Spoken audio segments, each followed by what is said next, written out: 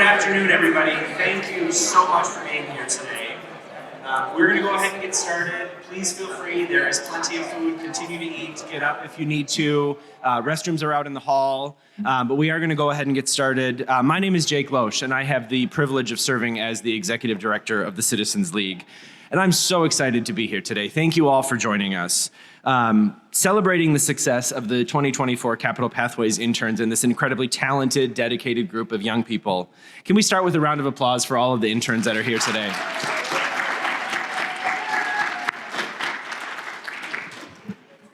And before we get started, I want to especially take a moment to thank all of the sponsors and organizations that have helped make today possible. Our community sponsors, the Minnesota Budget Project, the Minnesota Council of Nonprofits, Fresh Energy, and Greater Twin Cities United Way, thank you so much for supporting this program. To our civic sponsors, Southwest Airlines, the Humphrey School of Public Affairs, Habitat for Humanity Minnesota, the Residential Providers Association of Minnesota, and Pat and Wendy Bourne, we're so grateful for the ongoing support. And finally, our two coalition sponsors, Frederickson Law and Jefferson Lines, thank you. These two companies have been longtime supporters, both of Citizens League and the Capital Pathways program, and we deeply appreciate the continued generosity and support. Thank you very much. So before I started as Executive Director of the Citizens League about 9 months ago, I had the privilege to serve on the board for about 5 years, and I've had the opportunity to work with this team and see the work of Capital Pathways up close firsthand for several years. And I don't think it's an exaggeration to say that this program has truly become a flagship of this organization and some of the absolute most important work that we can be doing today, connecting young people to public service, building bridges across difference, and empowering more people to get directly involved in the policymaking process. At Citizens League, we have always held true to our belief that the best outcomes happen when we embrace, uplift, and include the incredible diversity of experiences, backgrounds, beliefs, and people that make this such a wonderful place to live. Capital Pathways, in that vein, was started back in 2016 based on a very simple but powerful idea, that the halls of our state capitol and policymaking spaces should look like and represent the diverse communities of people that they are elected to serve. Out of this belief, and guided by the vision of the program founders, Huve Meza, Pahua Yang Hoffman, Claire Wilson, and Annie Levinson-Falk, the Capital Pathways internship program for college students who identify as Black, Indigenous, or people of color was created. And today, nearly a decade later, we are so proud to be continuing this work and seeing the program grow. In fact, 2024 was our largest cohort of students yet, with 40 students and 39 host organizations, which is just incredible.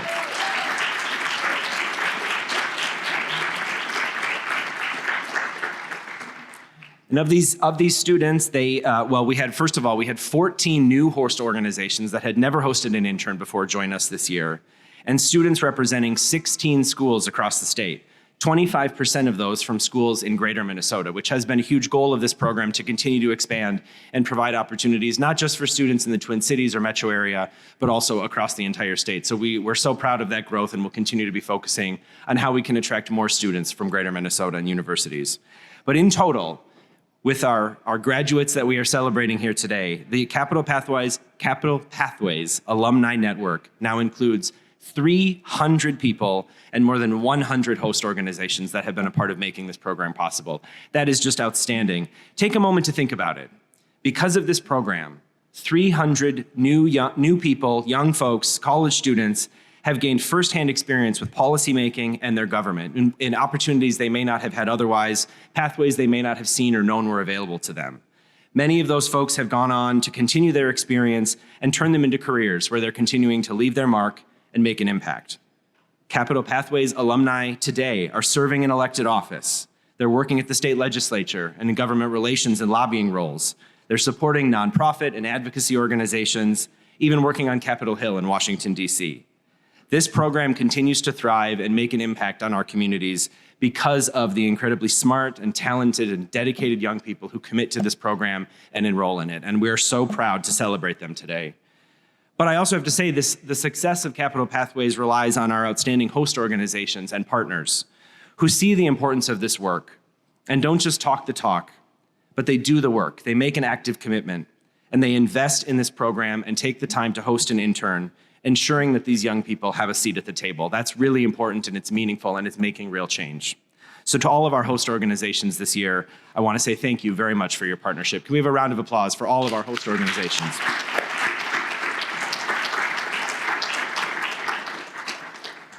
And now it's the fun part, because this is a celebration after all, and you don't need to sit here and hear from me all day. Could we ask all of our Capital Pathways students that are in the room just to stand for a few minutes so we can recognize you and clap? If you're a student this year, please. Thank you.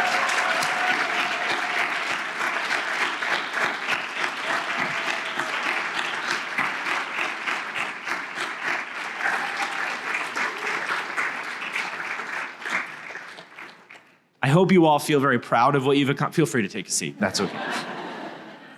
I hope you all feel very proud of what you've accomplished, because the Citizens League, on behalf of our whole team, we're so proud of you and everything that you've accomplished. And I also want to say thank you to all of our student interns this year. Thank you for leaning in. I know for a lot of you, this may have been a new challenge. It may have been an unknown experience, but you have leaned in. You've taken that step. And you are the future leaders of the state. You are the future leaders. You are the next generation of people who are going to lead us forward. And I'm so excited to see what you're going to accomplish in the years ahead. Now, before we go any further, I am thrilled to welcome a few Capital Pathways students and alumni to the stage who are going to talk a little bit and have a panel conversation on what this program means and how we continue to create pathways for young BIPOC leaders. So Maya Hillerud, Maria Taylor Knighton, and Robert Harper, if you could please come up to the stage.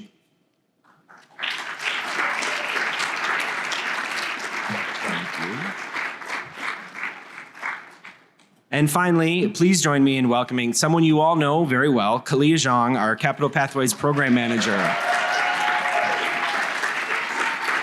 Before I let Kalia take over and have a much more engaging program than I am for the rest of the afternoon, I just want to brag about Kalia a little bit. She's an alumni of our very first Capital Pathways cohort in 2016. She joined the Citizens League staff shortly after to run this program. And everything you know about this program over the last decade is directly a result of the investment and time that Kalia has put into it. She has nearly single-handedly managed every aspect of this program, and it's Kalia's vision and leadership that continues to make it thrive. So Kalia, thank you for making this program what it is and helping support these young people. We couldn't do it without you.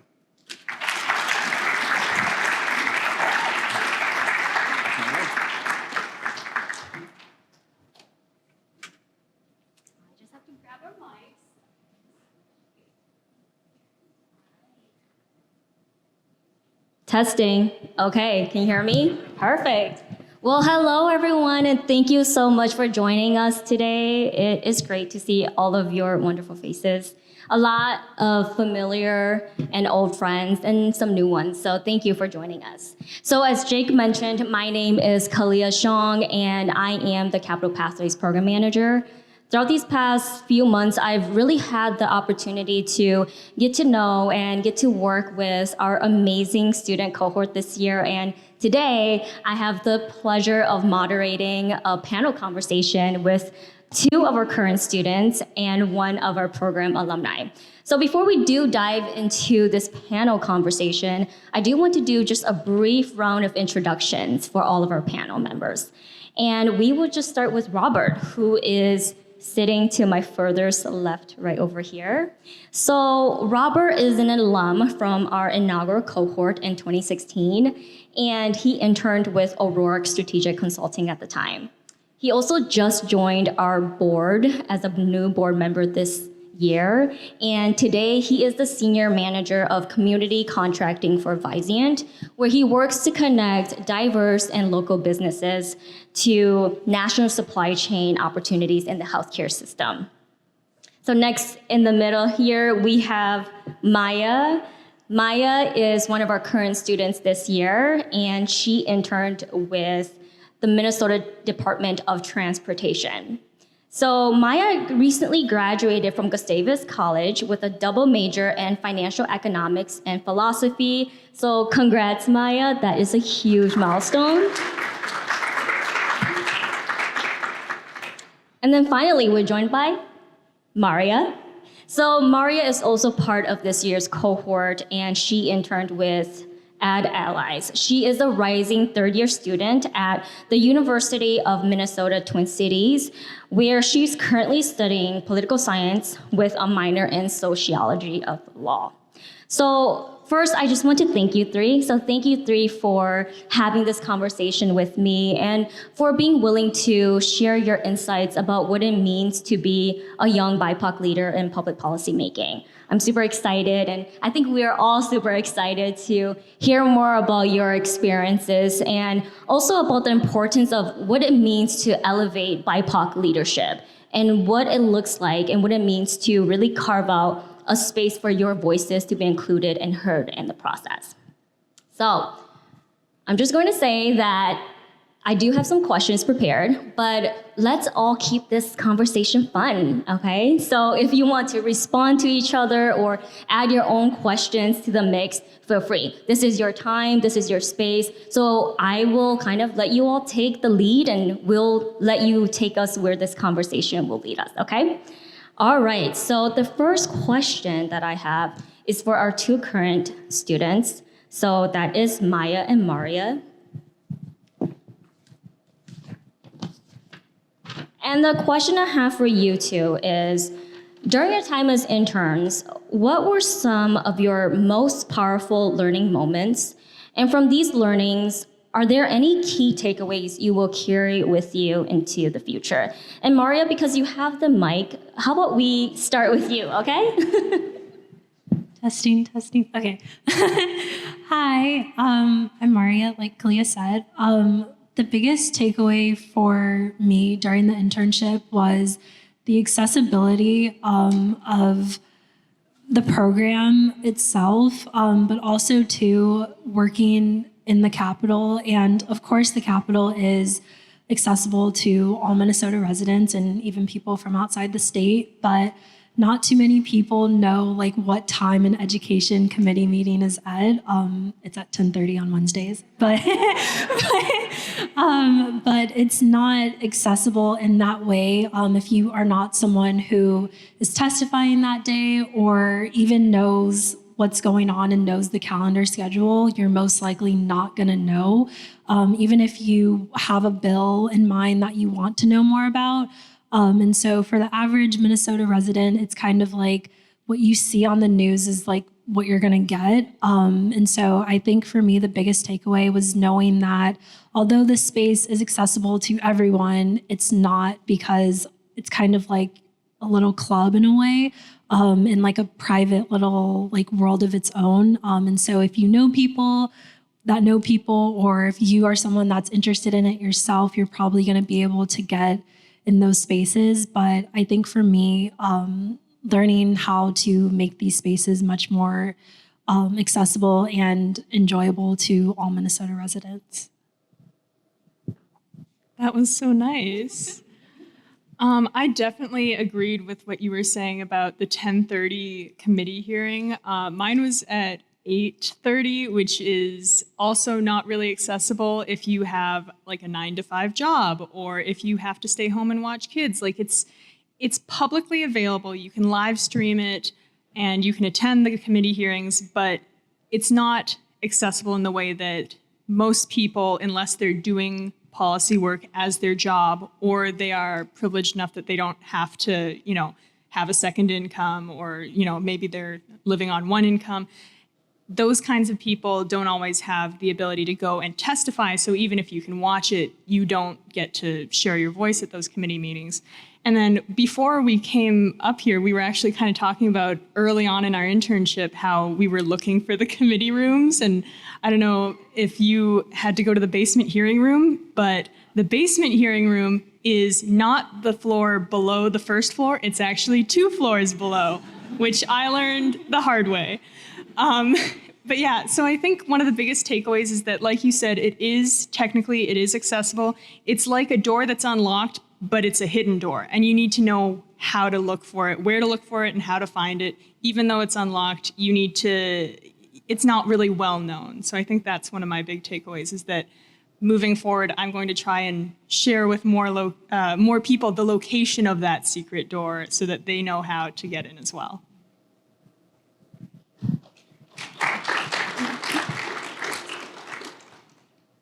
Thank you too. I think you both touched on this theme of accessibility, or maybe lack thereof, right? The lack of accessibility to the Capitol for maybe the average person, right? Not knowing how to navigate the Capitol halls, not knowing or not having the networks to connect to a person who might know.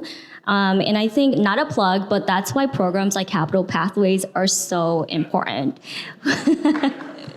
To really engage and provide that exposure to young folks, young people of color who might not even necessarily have thought about public policy as a career path for them. We'll move on to our next question. And this next question is for our alum representative, Robert. So as someone who has been in your career for a few years, are there barriers or challenges that stand in your way when it comes to civic engagement and participating in public policy making? And if yes, can you share what they are and how you address or navigate these challenges? Well, thank you, first of all, for having me. Kalia, it's a long time ago, 8 years since we were in the program. It makes me feel old, as I've shared with folks at my table. Don't give them the year. But it's been a joy to see the growth of the program and to see the founders of the program in the room, and to continue to see how people's lives are changed as a result of the program. Yes, there are several barriers when it comes to policymaking, as we know, and that's the reason we're all here. When we talk about this secret room or this club, as you put it, in many ways, it really is a club that I feel like you're waiting in a line outside the club and you're waiting for somebody to come let you in. Luckily, Cap, who I interned with, was the guy who came to let me in the club.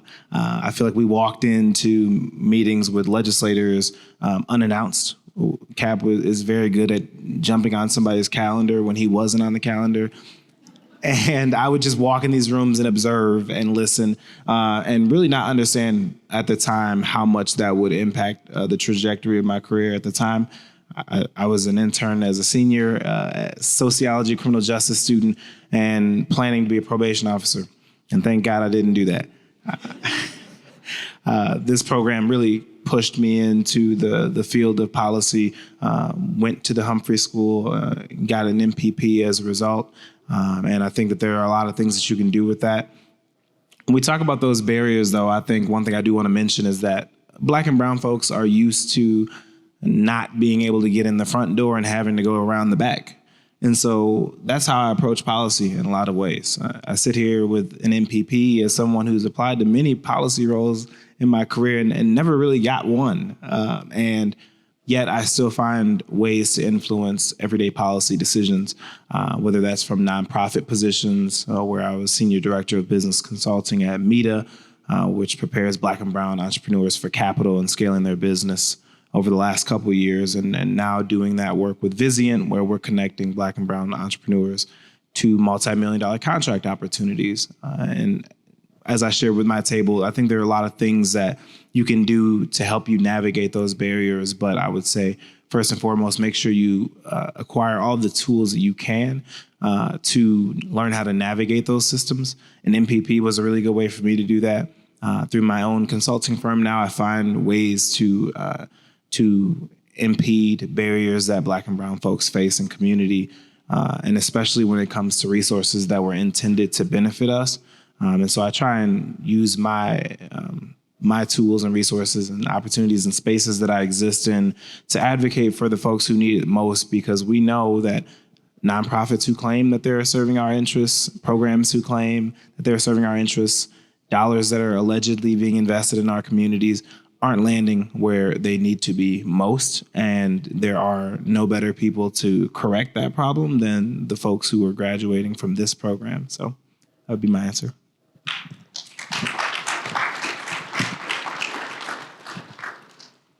Thank you, Robert. I think you mentioned something that really stood out to me. You talked about your supervisor when you were an intern, Cap O'Rourke, and you shared how he helped open those doors for you.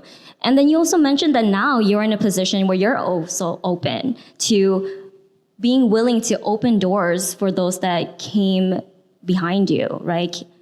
I think that it really highlights the importance of mentorship and what that looks like when you create a pathway to move forward for those that are going to be coming after you in this space, right? Because like you said, BIPOC communities, oftentimes they have to utilize those back doors. But once we enter, I think there's a lot of power there to be able to continue to keep the door open for those that come after. So thank you for sharing. And this question is for any or all of you to respond to. I'm wondering, what do you hope can change or be improved in the public policy process for young people of color? Are there any steps that you see us taking, whether as individuals or as a community, to make these changes? I think for me, I would say, excuse me, thank you. First, talking about what civic engagement looks like and what it means to be civically engaged.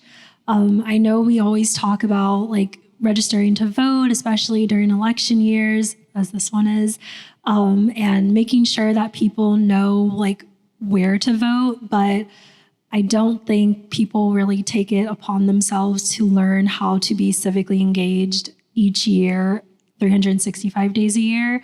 I think it's a really important skill that we should all have. And I think Capital Pathways does a great job of that. Even if a student is not necessarily majoring in political science, it's a great gateway to understanding how public policy affects us all and what we can do as individuals to help one another understand it. Because like going back to the first question, it is in some ways a club, and unless you know the right people to get you in the door, you probably don't have the same sort of resources as those that are in the club. And so I would just say moving forward, I think we should all make it a point to understand how important civic engagement is, and education too. I don't think any of us are ever too old or too young to be educated. And I think when we fund those and fund different groups and advocacy groups and clubs and schools that do those jobs, I think we will have a better society that is a bit more in tune with not just politics and different political parties, but staying in tune with our communities and knowing what each community needs. Because although each community needs different things, we are all humans and we all have the same needs. So kind of just addressing those problems and like fully recognizing what it means to stay fully civically engaged. Excuse me. I think those are all very excellent ideas. And I just want to really bring up something that you mentioned, that Capital Pathways is like such a wonderful program to create that pathway. And you know, maybe once we're all in the door, we can tear it down and we can make it open for everybody, but that's going to take some time. And so I think continuing to support programs like this that really help to create that opportunity for, you know, young people of color. And like you said, it doesn't just need to be young people. You can never be too old to be engaged. And so I think that the best things we can do are to continue to support programs like Capital Pathways, mentorship programs that really help out. So you know, it's really wonderful that we have this opportunity, and I think if we could make even more like this, it would be a very, very productive step in the goal of making it so that our legislature reflects our communities. Yeah, I would just add on to what you all said, and I want to also point out that you two are not using notes. I'm the millennial who's like, I got to look at my notes, so that's impressive. But when I talk about the barriers that I think can be improved, I think policymakers need to do a better job of translating the outcomes of those policies. We talk a lot about investments. We talk a lot about 5 and 10-year goals, right? But rarely do you hear progress in achieving or failing those goals. And that's really what sparked me to start my consultancy after the murder of George Floyd. I got quite tired of seeing multi-million-dollar statements towards racial equity. And it's like, where are those dollars going? are we making progress? And luckily, I've gotten to connect with some organizations locally, like Target, who can show you the receipts that they are actually, exceeding those goals. And many of those organizations are nowhere near it. Yet we continue to uplift and celebrate these initiatives that are failing our communities. And I just refuse to do that. I think we as a community need to hold those policymakers accountable for delivering updates to community. And if we're not getting them, then go ask for them. And I've tried to champion that as someone in community myself, meeting with the superintendent of the school district from my high school and saying, hey, Dante Wright was murdered here and he was a student of our school. I noticed that we posted a black square on our social media and we said Black Lives Matter, but $0 of our financials or procurement is still going to Black communities. We're not investing in Black initiatives or nonprofits, so I'm not seeing the receipts of that. And getting responses from those types of leaders is what motivates me to keep going and pressing and asking. Because if we don't do that, then we're going to continue to repeat these types of policies where we think we're making progress that we're not. All right, so I also am using my notes, so fellow millennial here, and I'm taking notes as I am having this conversation with you all, so don't feel too bad, Robert. I'm right there with you. I heard such amazing responses from you three. I heard accessibility, I heard investing in mentorship programs and other leadership development programs like Capital Pathways, and from Robert about holding your policymakers accountable to you and to their communities that they're serving. So thank you three for throwing out some of those ideas about how we can all show up to make a difference. I am going to look at Maddie and she's telling me I am running out on time. So I'm going to just ask one more quick question, okay? And that question really is just, the best and most equitable outcomes emerge when diverse perspectives and identities are represented at the table, especially the voices of individuals like you, young BIPOC folks who have historically been excluded from the conversation. That being said, are there ways that policy leaders and the community can support your leadership and your impact on public policy? And what does that look like for you? Yeah, thanks. I would say that there are a number of ways that policy leaders can do a better job of supporting our leadership, your leadership, as well as the next generation of leaders. But I also say that we need to do a better job of supporting one another. I remember in 2016, during my internship, there was the, I don't know if it was like the diversity or it was kind of like the posse, the people of color caucus committee, and it like died the year or two after, and I couldn't remember. I just remember being bothered that it didn't survive, right? It wasn't like a mainstay of the legislature.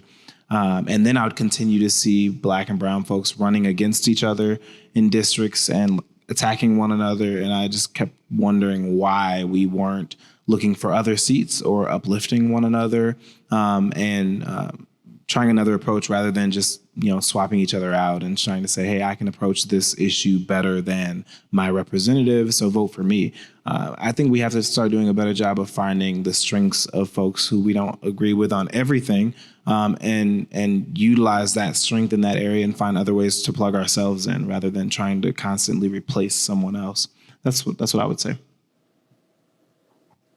I think we've talked about how the legislature is not really reflecting our communities. And I think one of the things that we hear a lot, and frankly, I think it's very tiring to hear it over and over, is that like some of my friends even will say, oh, well, that doesn't affect me. I don't get into politics and stuff like that. And it's really nice to be able to have that privilege to not have to worry about it. But there are people whose lives are directly affected by that. So even if it doesn't affect someone personally, I think just being really mindful of how it affects communities and our state as a whole. And I think that's something that policymakers could do a better job of. A lot of them are more focused on their particular constituency and their districts, but they are representing Minnesota as a whole as well. And so I think really considering how the decisions they make at the legislature will affect not just the people in their districts, but the people in the whole state. I agree with what everyone has said so far. I would just add for policymakers specifically, I think one thing that they can do is actually funding clubs and organizations within schools, whether it be middle schools or high schools, that do the jobs of providing students with the sort of civic engagement and learning about how to be civically engaged. I did youth in government in high school, and that was sort of the first big thing that I learned about in terms of government and how policy works. I went to a school where arts were not necessarily top priority, sports were. And so I would just say ensuring that all schools and all students have the accessibility to different programs, and even students that, or even the youth that are not currently in school, ensuring that they have a program nearby or some sort of accessibility where they can learn about how to be civically engaged and what public policy making looks like, and even just people within their district that they can vote for or that are doing the job of legislators, because so often we look at like Congress as what's going on in government, and we don't always think about state and local government, but a lot happens in state and local government, and I think it's really important that we as individuals, I think, bet on the youth and bet on BIPOC students specifically, because it affects us all, but in a way we kind of often get the short end of the stick. So just being aware of that and understanding that there's more ways that you can help, even if it's just you individually or your organization, there's plenty of ways that you can help the youth, and ensuring that like learning about politics can be fun. It's very draining, but it can definitely be fun. All right. Thank you, Maria, and thank you, three.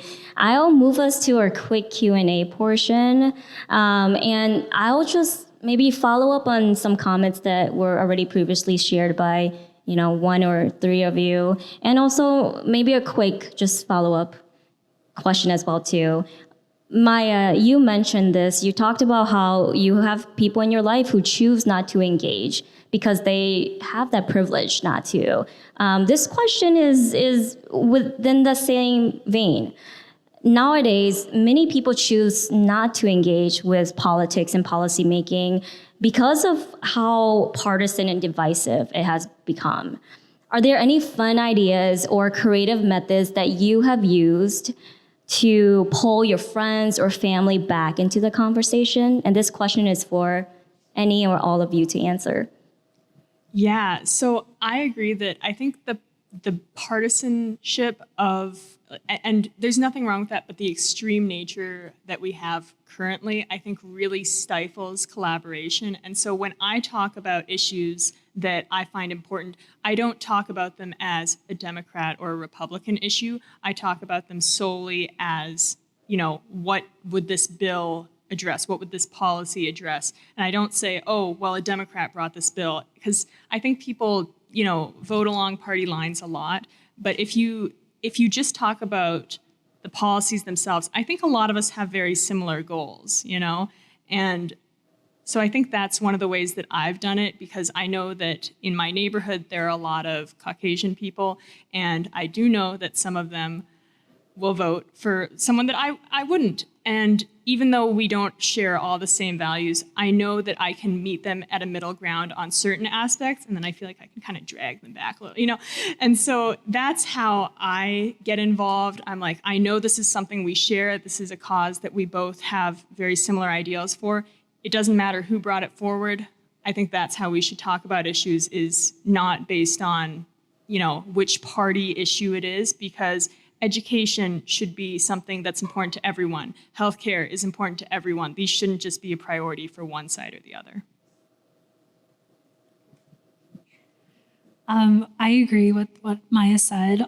For me, it would be, I'm always trying to tell my family and friends about politics, and even in the federal government, oh, did you see what Senator blah, blah, blah said? And like kind of just because I know that they are not necessarily going to see it unless it's on the news or on social media. And in a way, it's kind of nice because they look at me as kind of like, okay, but what does this mean? And it's nice to feel like, okay, like I can educate people in a way.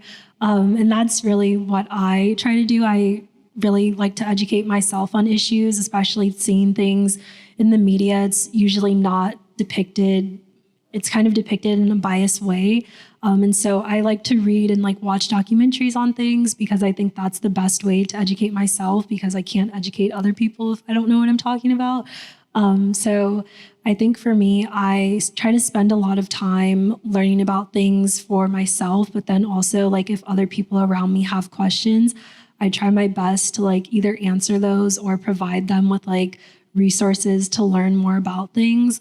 Because especially in the political climate that we are in, it's really hard to like find out who's like what people's values are, and truly learning about people. So I would just say like trying to educate myself and like other people too. A couple fun ways that I try and pull folks into the conversations around policy is social media for one. I know many of you have me on Facebook. I know Claire, I know you got me on Facebook, Annie, Huve, and y'all do some of the same things, right? A lot of us in this room are known for posting policy related, things on our social medias. And I think that's part of the job that comes with the territory, sparking debates. And I try to often stay out of it. I'll post things and sometimes just see different friends that from completely different worlds debating back and forth on a given topic. And I think that is job well done, right? I'm like, I've done my job. The conversation has been sparked.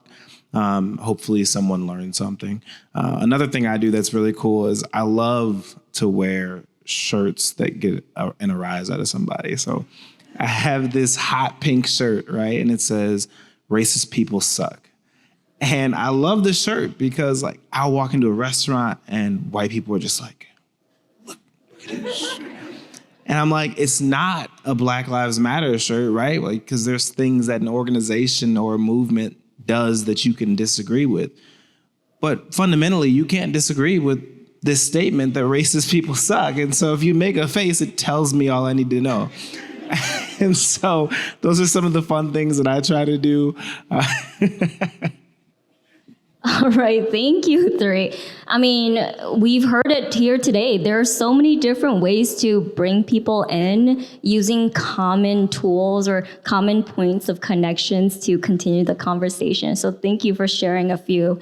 And I'm wondering, what is next for you? So Maria and Maya, you both have now graduated from the program.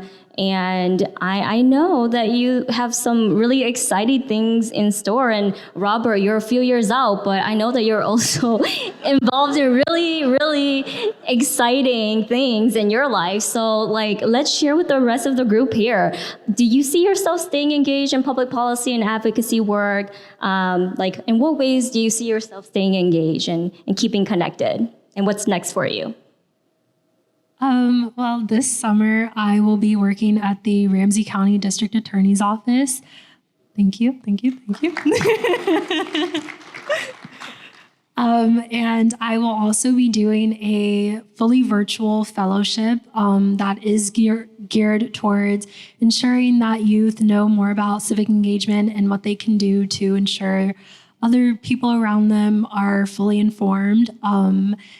I think I will continue staying in the public policy format. I think it's kind of been with me since like the 6th grade, ever since I like learned about what politics was and how government works. I kind of sound like a dork, but I'm really interested in it. It's really fun in a lot of ways to learn about it. I think recent years, definitely with the climate that we're in, things have been a bit hard to stay engaged with, but I think I will continue to be working in public policy. I hope to one day work in Congress. So that answers that. Yeah. You've got my vote. Yeah, that is amazing. I just think it's so cool that you've got all this stuff lined up. I was definitely not as prepared going into this internship as Mario was. I mean, she's known that this is kind of her thing since 6th grade. She is the expert, and I came in like, I know that I'm just a Bill song from Schoolhouse Rock, and so I learned so much, and I really appreciate all the work that Kalia and everybody at Capital Pathways and the Citizens League have done, because I don't think I can ever like go back to what my thought process was before. It's been really enlightening to see it happening firsthand, and I'm really pleased to say that I got my internship extended. So I'm going to continue working with the Department of Transportation. So I will stay in public policy stuff for at least a little bit longer, and I hope I can continue that again and have it extended again. But yeah, so I just really appreciate, all the work that everyone here has done, and like to everybody in the room, thank you for being here and supporting us. It means a lot, and yeah, I'm gonna pass it on. Exciting things for you both. I know even having an answer to that question at this point of your young career is impressive, because I would have been like, I don't know. But for me, yes, I absolutely continue to be involved in advocacy work. I think advocacy work is so minimized and it's underestimated. I remember early in my career, I landed in, I interviewed for a young entrepreneurship program in North Minneapolis at the University of Minnesota. I walked away with a full-time supplier diversity manager role, and I didn't know what supplier diversity was. I didn't know what procurement was. And they're like, you'll be perfect.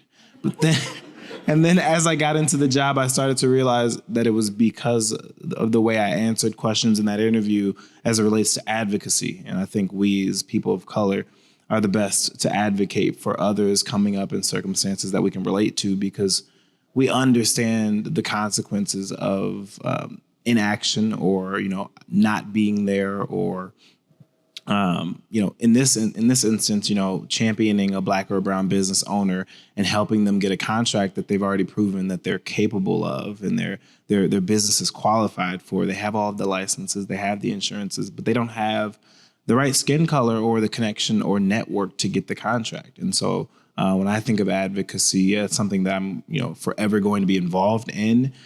One of my current clients, a local Black-owned restaurant, their restaurant is within 2 blocks of Target Field, and they had always wanted to sell their food at Target Field during Twins games. They had tried for 2 years, no response, no luck.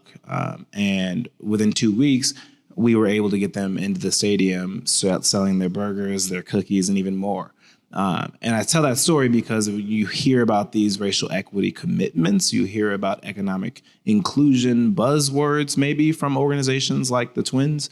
But unless you have an advocate or a champion or someone who's aware of how to navigate those systems, your business might fail because you didn't get that contract, because you didn't have someone to advocate for you.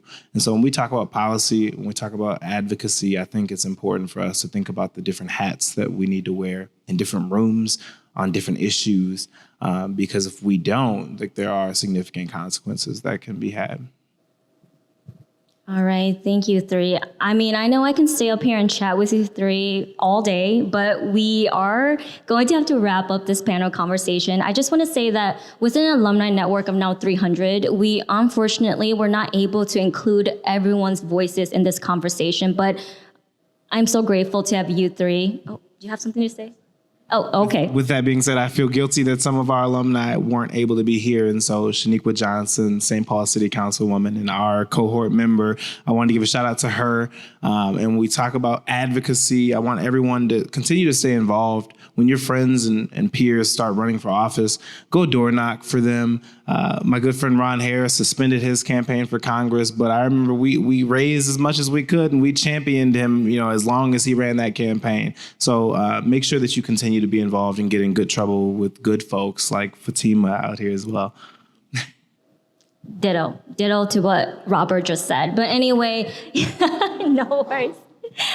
Yeah, I'm sure that a lot of our, 300 alumni network now of BIPOC leaders, your stories and what you shared up here today on this stage really resonates with them, and they can see themselves also reflected in your experiences as well. So thank you for being vulnerable and sharing with us.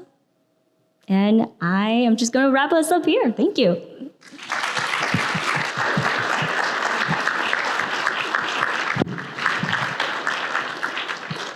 But I will invite you three to return back to your seats so that we can welcome our next speaker.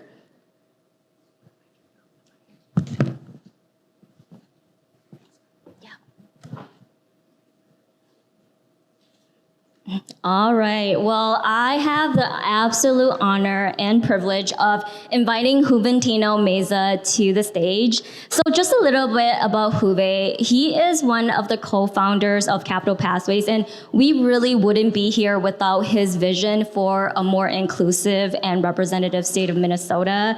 This year, Juve also provided his support as a host to one of our Capital Pathway students and really provided him that mentorship and exposure to public policy making through his role lobbying with PTR Associates, where he champions Native and BIPOC communities and energy policy. So Juve, thank you so much for just all of your support and love for Capital Pathways.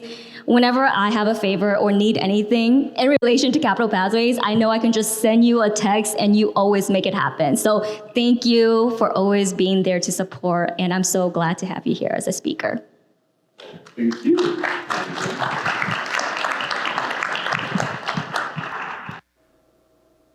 I met Kalia during her first cohort, and you've heard it a couple times, but honestly, Capital Pathways would not be here and where it is today without Kalia. So thank you, Kalia, for all of your work all these years. You're really, really amazing. I know the other co-founders have been mentioned, but they're hanging out back there as we always would be talking to ourselves. Annie, Claire, and Pakua, thank you for being here.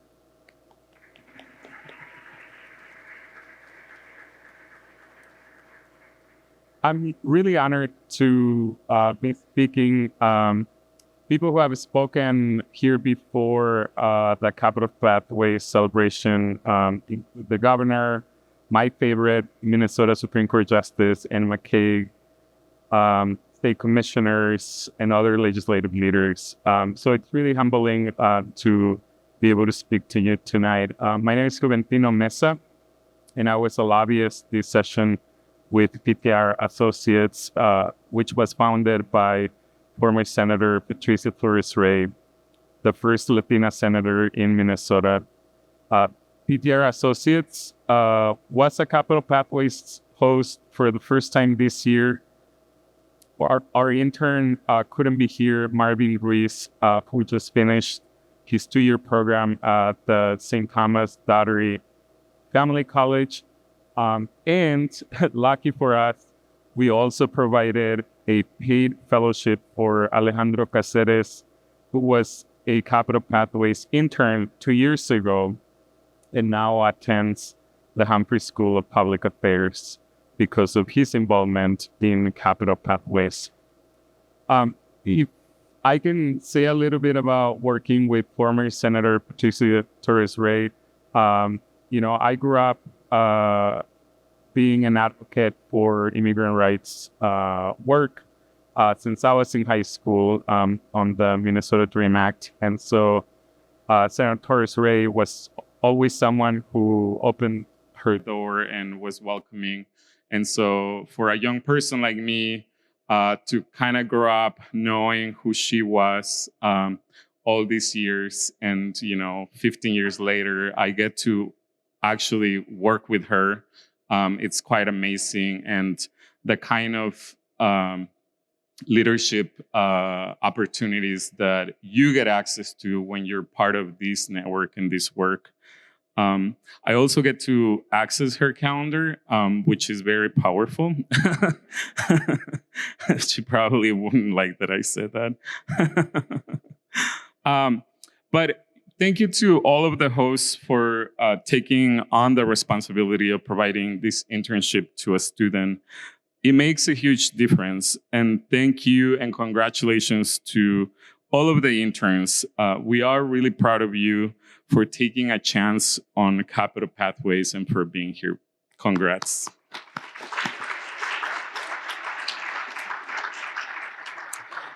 When I was a student at Oxford College, I had an internship with former Representative Carlos Mariani. It was an eye-opening experience that I think about often.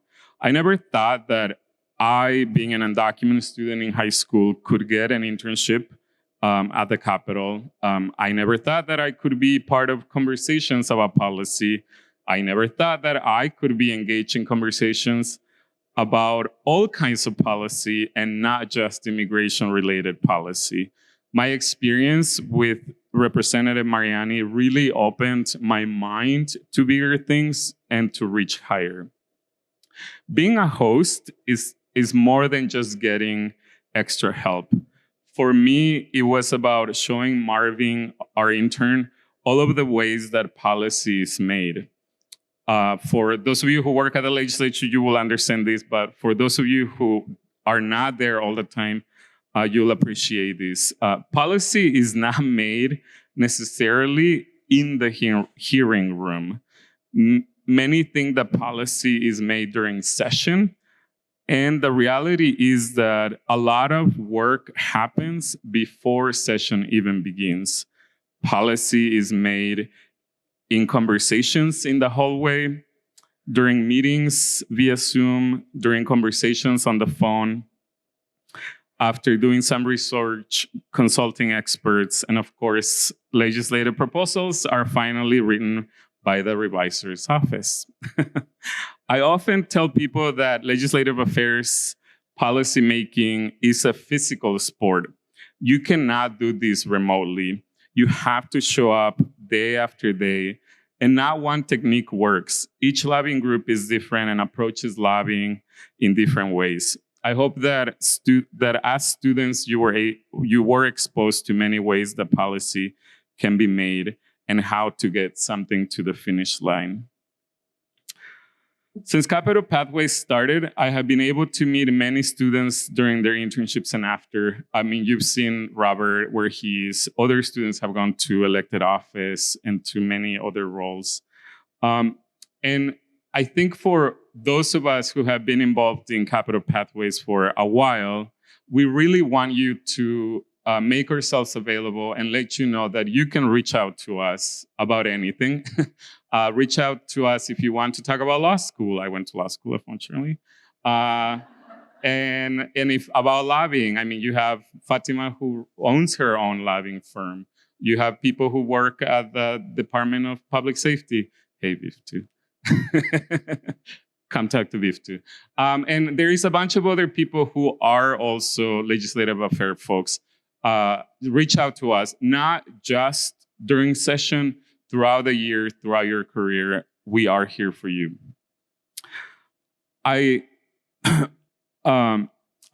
This would not be a normal Juventino speech without identifying a problem. So I want to make a note of caution before I finish. I want to remind you that Capital Pathways is the only paid policy internship program for Native and students of color in the whole nation. No other state has something like this. In a time where the US Supreme Court is eroding any semblance of trying to undo centuries of racist systems, and when programs focused on Native and people of color across the country are being targeted, it matters a lot that we support something like Capital Pathways. Sometimes government is not up to the task to be inclusive and affront equity issues. That was my experience as an undocumented student who had to go to college to a private university because our state colleges and universities had state laws that made it near impossible for someone like me to attend a public college. Capital Pathways is independent of government and relies on support from the community. It is so unique. It truly is hearing history and making state government and those who work around it reflect our diverse communities. I hope you consider supporting something so innovative and so important to the state of Minnesota. There is a QR code if you want to donate, and then on your tables, please do. To finish, I want to leave you with my favorite quote from Justice Sonia Sotomayor. I am an ordinary person who has been blessed with extraordinary opportunities and experiences. Today is one of them, end quote. I hope that each of you, as students, see how extraordinary you are and how extraordinary this opportunity is. We all wish you the very best in whatever you decide to do next, and a huge congratulations on being part of Capital Pathways. Thank you.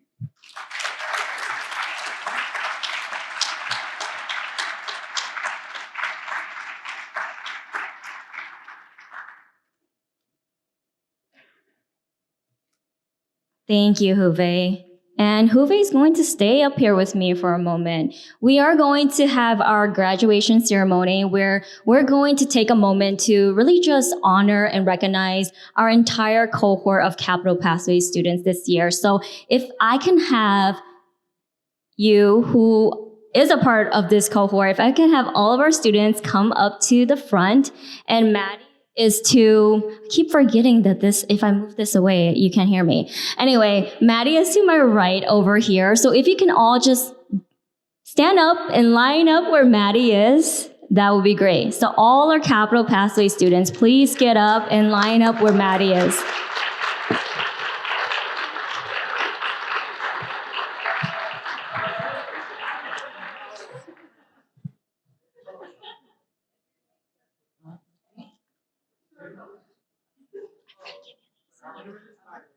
Just call them, you could just hand them off. Is there a chair where I can... Here, you Okay. Do you want to do it from over? And then I can... So I can... Here, I'll do this. Yes, let's see. Okay, so thank you, Maddie, for helping line them up as alphabetically as possible. But if it's not perfect, it's completely okay. Once you hear your name being called, please just come up to the stage and accept your certificate from Juve and stay on the stage, okay? So when you get called up, accept your certificate and then move to the left of the stage. We're going to line up and then we're going to do a quick photo moment. All right, so Ayomide Adesanya.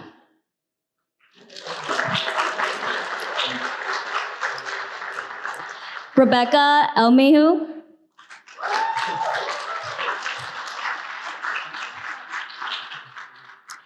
Isabella Andor.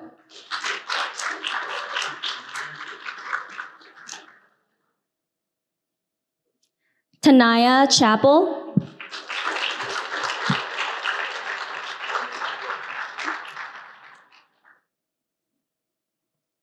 Roya Gunaim.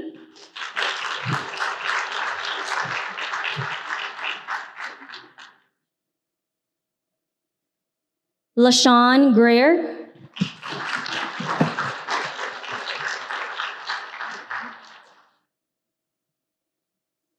Yalitza Hernandez Guitron.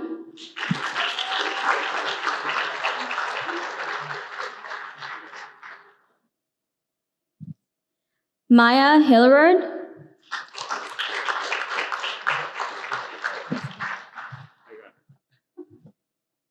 Thanks, Juve.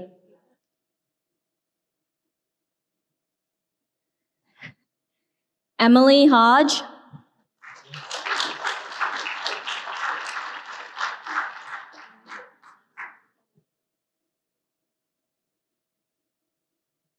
Shubra Kant.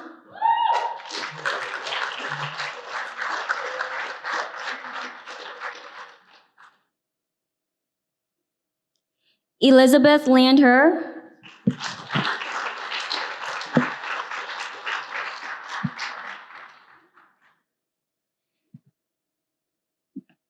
David Mesta.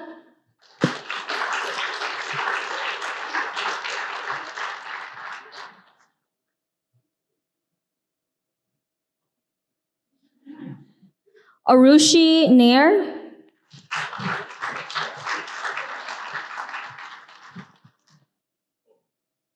Where did Arushi go? Wasn't she here? Well, if she's not in the room right now, we do want to recognize her still. All right. Megan Polanco.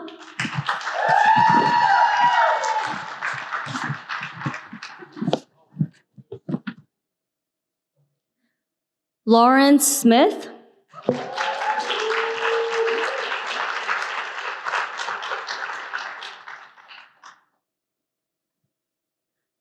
Sharu Solav.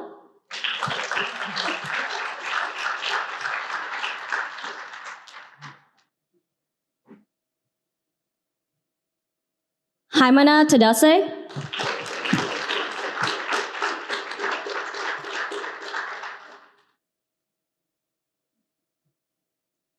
Maria Taylor Knighton.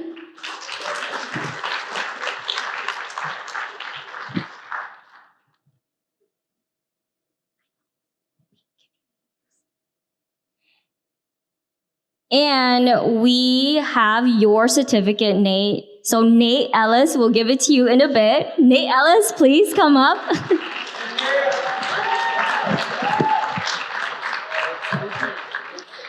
All right, can we give our cohort a big round of applause again?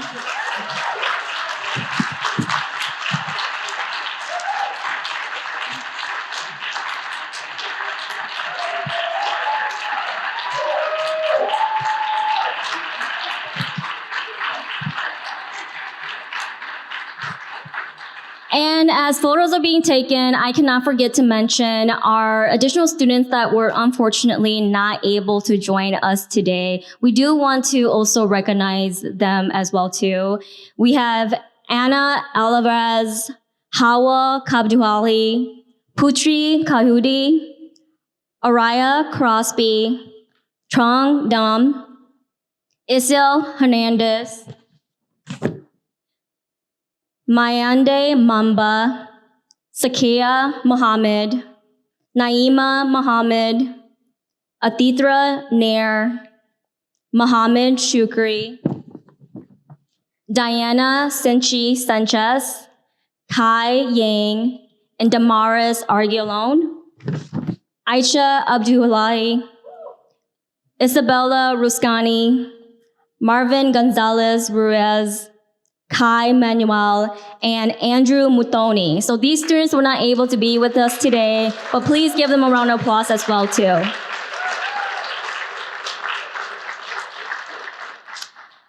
All right, are we good on photos? Yeah? Okay.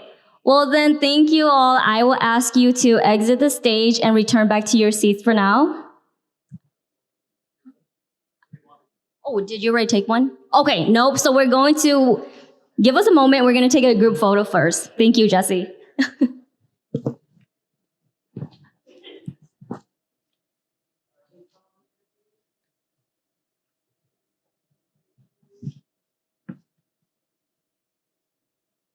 Thank you.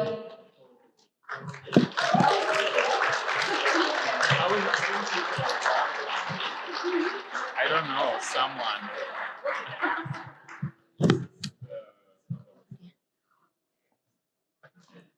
Well, of all the places you could have all been today, you chose to be here celebrating the graduation of our Capital Pathways cohort this year. So I just want to say that is such a wonderful gift you've given us, and thank you. Thank you for joining us today. I will be wrapping up the program for today, but just a few quick comments and reminders for me before we let you go. I want to remind everyone that there's still time to make a gift to support Capital Pathways. So you can make a gift using the QR code that is projected on the screen here. You can also turn to the second page of your program and utilize that QR code as well too. And there are also different options for you to make a gift at your table. So do you see that big blue envelope? Feel free to throw a cash, a check, anything in there. There are multiple ways to give a gift.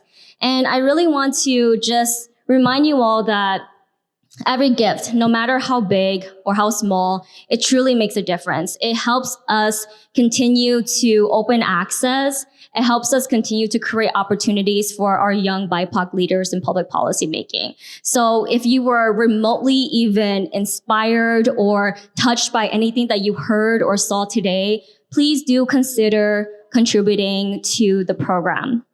I also want to thank our panelists, Robert, Maya, and Maria, and our co-founder and host this year, Huve, for being with us, for participating in our program, and also for sharing your stories. Thank you. I cannot forget to thank our wonderful staff team, Maddie, Jacob, Yvonne, Jake, and Luna. You all came together to help make this event happen. So thank you all so much. Lastly, again, just congratulations to this cohort. You all really committed and pushed yourselves to learn and to grow these past few months. The future is really so bright for all of you, and I'm so excited to see what's in store for you all. So please stay connected, please stay engaged, because public policy needs you. Like, we need your voices. We need voices that are bright, bold, innovative, and inclusive to ensure that our policymaking spaces are reflective of all of our communities. So again, thank you all so much for joining us today. I do want to let you all know that we will be packing up some to-go boxes of our leftovers. So please feel free to take something on the road before you leave. And to all of our students, if you can just meet me here at the front before you go, we have a little gift for you. So don't leave before you come back up to the front, okay? Everyone else, thank you again for joining us. And I hope you have a wonderful rest of your evening.